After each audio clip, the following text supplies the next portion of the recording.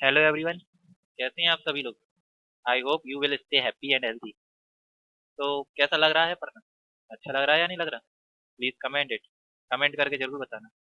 देखिए, next topic है decomposition reaction. तो मैंने आपको बता दिया था कि क्या होता है डीकम्पोजिशन रिएक्शन। तो चलिए आगे और पढ़ते हैं। Activity 1.5, take about 2 gram ferrous sulphate crystal in a dry boiling tube. आपको क्या करना है, एक ड्राई बॉइलिंग ट्यूब लेना है जो बिल्कुल सूखा हो, और उसके अंदर 2 ग्राम का फेरस सल्फेट मिला लेना है। Note the colour of the ferrous sulphate crystal. अब आपको क्या करना है, फेरस सल्फेट क्रिस्टल का कलर देखना है कि है कैसा। उसके बाद हीट द बॉइलिंग ट्यूब। आपको इस ट्यूब को, जो ये दिख रहा है, इसको बॉयल करना है, गर्म करना है। किस पर? एक फ्लेम पर। Spread lime as shown in figure 1.4, जैसे कि 1.4 में बताया गया है। Observe the colour of the crystal after heating. आप क्या देख रहे हो, जब आपने इसको गर्म किया तो उसका कलर कैसा हो रहा है। ठीक है, ये तो आपको एक्टिविटी में समझ में आएगा देखने में। इसमें तो दिख नहीं रहा है कि कैसा कलर हो रहा है। वेफ्टिंग गैस जेंटली टूवर्ड्स नोज। आपको क्या करना है, जो गैस निकल रही है उसको आपको सूंघना है कि कौन सी गैस निकल रही है। Do not point the mouth of boiling tube at your neighbours of your self. आपको ये, इसको जो निकल रही ना, तो इसके साथ मजाक नहीं करना, नहीं तो मालूम पड़ेगा अपने आसपास खड़ा है उसके ऊपर फेंक दी यार। क्या होता है, मजाक मजाक में करने लगते हैं ना कि देख इसकी गंध सूंघ, इसकी खुशबू सूंघो, स्मेल करो, तो ऐसा नहीं करना है। बॉइलिंग ट्यूब है ये, पैरासल्फेट क्रिस्टल के क्रिस्टल्स डाल रखे हैं हमने। Correct way of heating the boiling tube containing crystal of parasulphate and of smelling the odour. ये सही तरीका है, उसको थोड़ा सा दूर रखना है आपको, टेस्ट ट्यूब को, और उसकी स्मेल सुनी किस टाइप की आ रही है। Have you notice that the green colour of the ferrous sulphate crystal. अब आपने क्या नोटिस किया, इसने कलर बताया है कि भाई फेरस सल्फेट का कलर का क्या था, ग्रीन कलर का था। लेकिन जब आपने उसको गर्म किया तो कैसा हो गया, चेंज हो गया। You can also smell the characteristic audio of burning sulphur. आप देखोगे कि इसके जलने पर स्मेल कैसी आ रही है। जब हम फेरस सल्फेट को जला रहे थे, गर्म कर रहे थे हीट पर, तो क्या बन गया, फेरिक ऑक्साइड बन गया। साथ में दो गैस निकली, SO2 and SO3। In this reaction you can observe that. In reaction में आपको मालूम पड़ेगा, देखो इस रिएक्शन में एक्चुअल में हो क्या रहा है। हमने केवल एक ही क्रिस्टल लिया था जिसको गर्म किया था। गर्म करने पर हमारे 3 एलिमेंट्स निकल कर आए, मतलब सिंगल प्रोडक्ट से, सिंगल रेक्टेंट से 3 प्रोडक्ट बन गए। So in this reaction you can observe that a single reactant break down to give simpler product. This is a decomposition reaction. और इसी रिएक्शन को, मतलब कोई एक एलिमेंट है वो टूट कर अलग अलग टुकड़ों में बढ़ जाए, तो उसको हम क्या बोलते हैं, decomposition reaction. Ferrous sulphate crystal FeSO4 into 7H2O loss water when heated. जब सल्फेट क्रिस्टल को गर्म किया गया तो उसके अंदर का जो पानी था वो कैसे होने लगा, खत्म होने लगा। And the colour of the crystal change. इसलिए जो क्रिस्टल के कलर थे वो कैसे होने लगे, चेंज होने लगे। It then decomposes to ferric oxide. इसके बाद ये फेरिक ऑक्साइड में कन्वर्ट हो गया सल्फर डाइऑक्साइड में, एंड सल्फर ट्राइऑक्साइड में। Ferric oxide is a solid. ये क्या है, सॉलिड है, जबकि ये दोनों क्या है, गैस।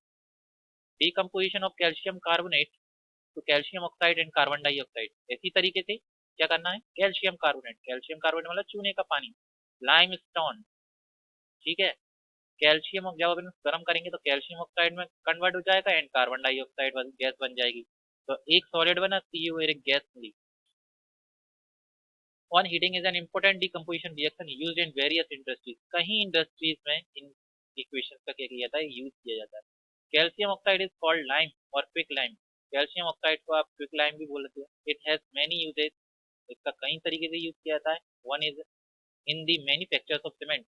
पहली बात तो इसका यूज सीमेंट बनाने के लिए यूज होता है। देखो आपको एक फिलिंदा ब्लैंक मिल गया, क्या दिया कि कैल्शियम ऑक्साइड को आप क्या बोलते हो, एक तो लाइम या क्विक लाइम। एक एक एक्सरसाइज हो गई है, ठीक है ना, सॉरी एग्जांपल हो गया। आपका हो सकता है MCQ में आ सकता है। It has many uses. इसके कई यूजेस हैं। One is the manufacture of cement. Cement बनाने के लिए इसका यूज किया जाता है। When a decomposition reaction is carried out by the heating it is called thermal decomposition. क्या मतलब हुआ, कि जब डिकम्पोजिशन रिएक्शन होती है तो is carried out by heating. अगर ये हीटिंग के थ्रू हो रही है तो it is called thermal decomposition. अगर देखो, बहुत सी चीजें ऐसी हैं जो हीटिंग के जरिए होती है, कुछ प्रेशर के, कुछ टेम्परेचर के बेस पर होती है। तो ये जो ऐसी इक्वेशन, ऐसी रिएक्शंस जो किसके बेस पर हो रही हैं, हीट बेस पर हो रही हैं, उनको हम थर्मल डिकम्पोजिशन बोलते हैं। ठीक है ना। और जैसे लाइम स्टोन है, हीट किया, गर्म कर रहे हैं ना इसको, तो डिकम्पोजिशन तो हो रही है, लेकिन साथ में किसकी हेल्प ले रहे हो आप, हीट की। दिस इक्वेशन को हम क्या बोलेंगे, thermal decomposition. Another example of a thermal decomposition reaction is given in activity 1.6. ये पर 1.6 में आपको एक्टिविटी दी जाएगी। Take about 2 gram lead nitrate powder in a boiling tube. आपको क्या करना है, नाइट्रेट पाउडर लेना है बॉइलिंग ट्यूब में 2 ग्राम का, इस टाइप का। Hold the boiling tube with a pair of tong, आपको टोंग से इसको पकड़ लेना है। And heat it over a flame, और आपको इसको फ्लेम के ऊपर गर्म करना है। As shown in figure 1.5। What do you observe, note the end the change if any. क्या आपने देखा कि कुछ चेंजेस हुई है? आप देख रहे हो जो धुआं निकल रहा है ब्राउन कलर का निकल रहा है, जो फ्लॉक निकल रही है। You will observe the emissions of brown fume. आप देख रहे हो यहाँ पर सफेद जो ब्राउन कलर का धुआं निकलता है।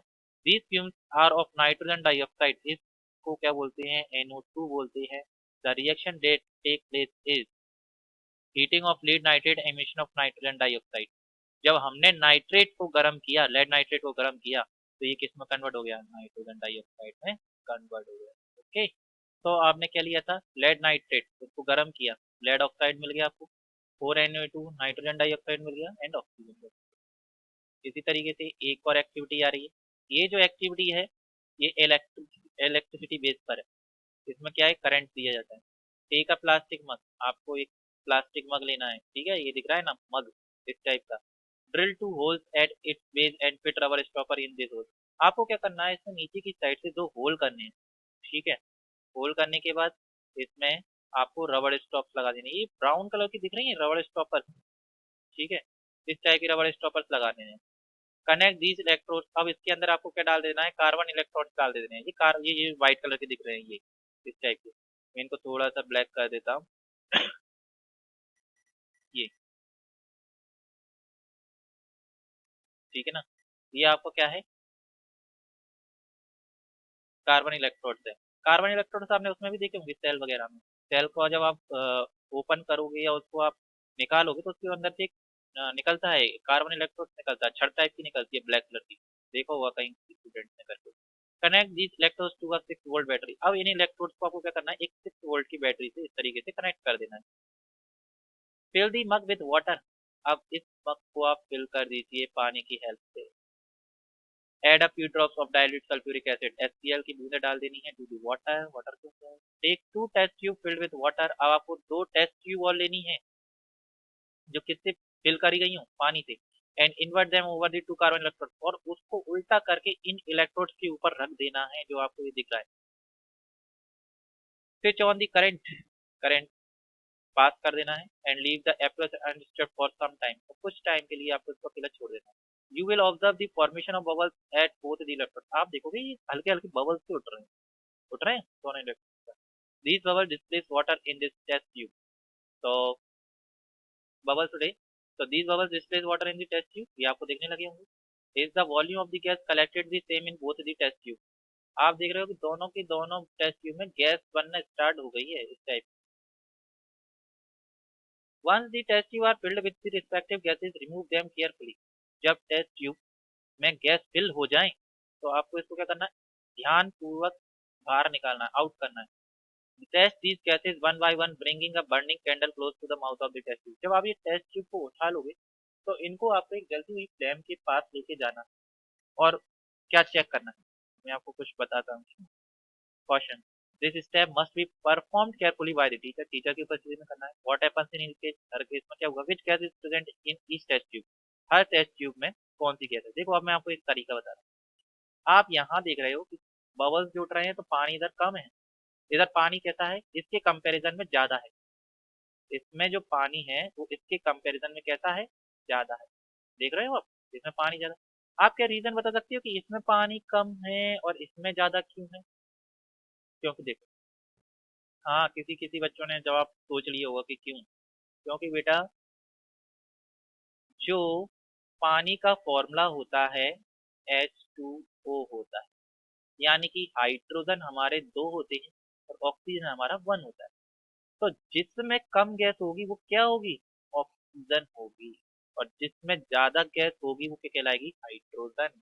तो देखो आप यहाँ पर गैस सबसे ज्यादा है तो इसमें कौन सी गैस है, H2, और इसमें कम गैस है तो ये क्या है, ऑक्सीजन।